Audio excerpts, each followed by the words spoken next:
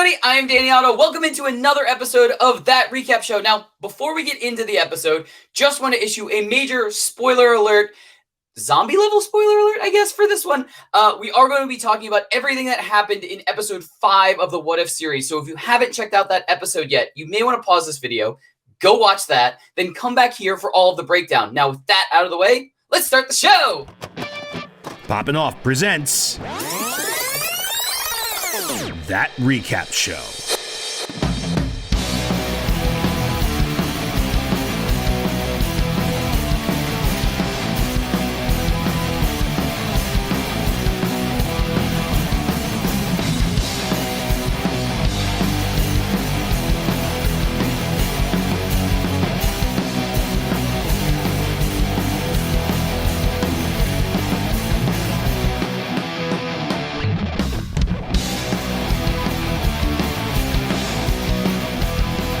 Welcome into the show. Joining with me this week for all of the breakdown, all of the horror zombie level breakdowns that we have for this episode. It's the one, the only, it's Dylan! Hey, Danny, how's it going? Hey, I'm doing really good. Look, this was the episode that I have been waiting for since we got the beginning initial teases for this series. I could go on and on for an hour about this episode. I am so excited to dive into this. I'm just going to start right away because I don't want to waste any time. Initial impressions of this episode. This was insane. This was awesome. This is everything I wanted. And then we got to a scene that, like, look, I've made a lot of dark, things into humorous things. And this episode had a very good balance of things. We had characters getting killed. We had some heartbreak stuff that we've learned about in the particular episode. And then we had Scott Lang, aka Ant-Man, as a head in a jar.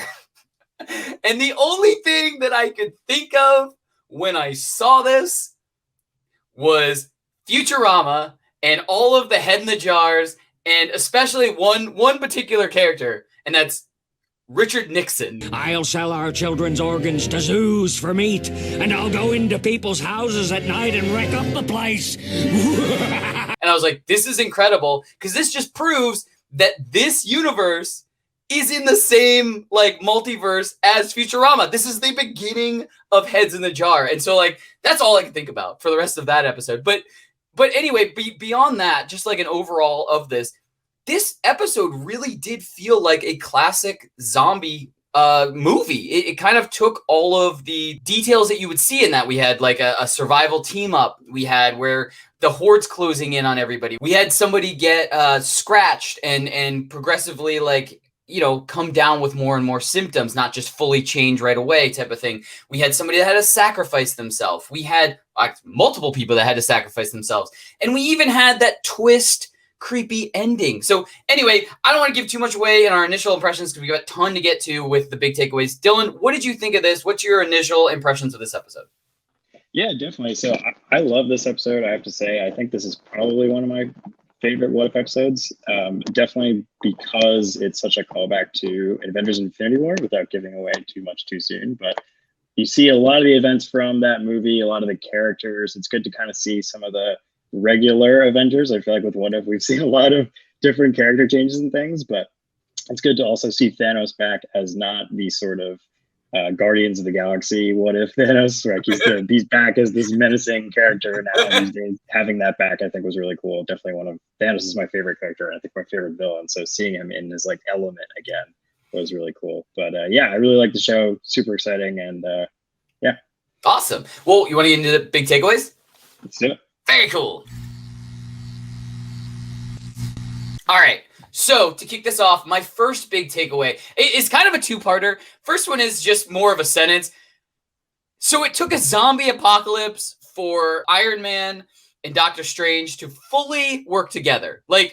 Flat out, they're working better together as zombies than they ever were at the beginning of Infinity War. And I just thought that was worth mentioning. That's kind of, like I said, it's kind of slashed my first big takeaway. My second is I really like how this, as I was saying, with this being almost like a classic zombie movie, where we got the explanation of the origin of the virus. So it came from the quantum realm. They could have literally called this episode, it came from the quantum realm. Like, that would have been like classic zombie titling and stuff like that. I thought that would have been perfect. So I just wanted to point that out. I thought it was really cool that we got an origin. It wasn't just, well, everybody's zombies now. That's just what happened. Like, I really liked that we had that kind of quick origin for the virus itself. So, Dylan, what was your first big takeaway? Yeah, so for me, I mean, we see a lot of the Avengers getting infected and like how they interact with the survivor group in this like zombie horror movie for this episode. But the only Avenger that we don't see is Thor, which I thought was kind of interesting because, you know, in Infinity War, we see Thor floating in space after Thanos destroyed his ship after Thor Ragnarok. But we don't really see him in this episode at all, and it kind of makes me wonder if he would appear in maybe a future episode of this, or did he die? Was it just assumed that the Guardians never found him? So I'm just curious about his whereabouts. I like that. I did not think about Thor or the Guardians because I was just like, oh, it's Infinity War, so this is all before you know, we're even thinking about space stuff. But I mean, we did have the very beginning with Hulk / Bruce Banner getting shot into the sanctum. So I mean, space exists, but what I'm going to guess is that space is safe from the zombie plague only because it had to do with the quantum realm, and it didn't look like any of the zombies had the ability to get off Earth. But I mean, that's just me guessing. Like, I guess Strange or Wong could have done the spinny wheel to another planet or something, but it's very possible. I have no idea. So I'm really excited to announce the third big takeaway, because normally I say, boom, big reveal, but this one is a little bit twisted from that. This is boom, horror movie ending reveal. This was perfect, the perfect way to end. So we have our survivors flying in a Quinjet to hopefully reconvene in Wakanda. That is supposed to be the safe territory, basically, because we know that they're in a dome, and so zombies haven't been able to pass through that. So that's fine.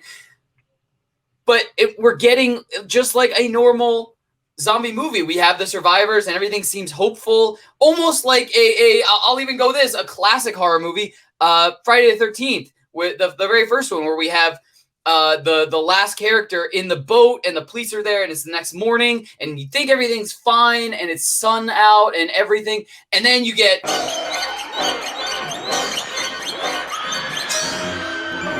and that we got almost the exact same thing. So we have all the characters in the jet flying into the sunset, this beautiful drawn sunset to Wakanda. Everything's hopeful that they're gonna fix this zombie plague, and what do we see? The last image, zombie Thanos with the Infinity Gauntlet. The only stone he does not have is the one that our survivors have. So obviously, this is doom. Like, if anything continues from this, Thanos is going to teleport into the bubble, bring all the zombies into the bubble, and then Wakanda's done too. Like, it's such a perfect ending. I was like, I have to watch it again. I watched the ending probably 3 or 4 times just in a row, because I was like, this is perfect. This is the perfect way to end this. But anyway, so let's lead into predictions. What did you think? I will throw to you first, because I don't know. I really don't know if I want anything to come from this, because in and of itself, I feel like it's perfect right now. It's got the perfect, you don't know what's going to happen ending, and I like it. So I don't know if I want to predict anything else. But Dylan, what's your prediction moving forward? Yeah, so my prediction, I think this will continue. I think there's definitely could go either way, kind of like you were saying. It very well could just end right there as a sort of classic horror, like, oh, they thought they were safe, but no, because there's zombie Thanos. But like I said before, Thanos is definitely my favorite villain, so I would love to see him again in his element, fighting with the Infinity Gauntlet, all with 5 stones, only missing the Mind Stone, right? I think that would be super cool, and sort of having them come together in Wakanda and having a big battle could be like the Infinity War Wakanda battle, but different, right? Where maybe we were talking about Thor before, maybe Thor will come in at that point, just like he did in the Infinity War movie, and just like mess stuff up. And instead of knocking out Thanos' army, he'll be knocking out the army of zombies, which I think was super awesome. But we'll see. Hopefully part 2, because I thought it was pretty awesome ending. But what was your prediction, Danny? Well, I'm just basically going to build off yours. Not that I don't want a part 2, because I would love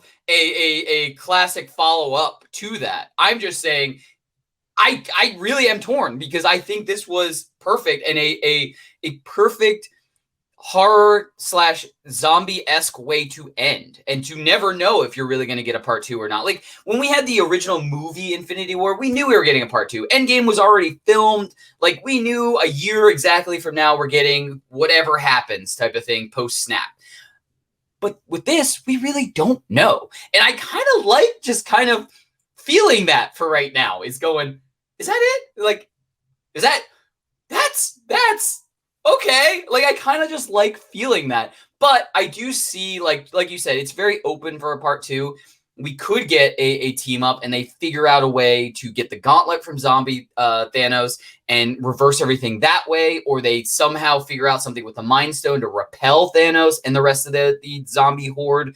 We don't know. There's a lot of options like in universe, but there's also the solution that we could see that the Watcher sees promise in one of these survivors, and he just plucks them out of the universe and uses them for the multi-hero, multi-universe team that he seems to be forming in like other teasers. Basically, we know that there's going to be kind of like a multiversal team up type of thing. So, I mean, I could see them plucking the Spider-Man from this universe, basically, with Doctor Strange's cloak. I mean, zombie hunter Spider-Man, like he's got the best of Doctor Strange's cloak, so he can kind of levitate a lot, and he's got all his Spider-Man wits and strength and all that kind of stuff. So I mean, I think he's a good member of a multi-universe team up thing. So I mean, that's very possible too. I think like either way there could be a really good second part to this. I'm just saying I like living in this I don't know what's going to happen type of mindset from the end of that. So I thought it was a really fitting close to it.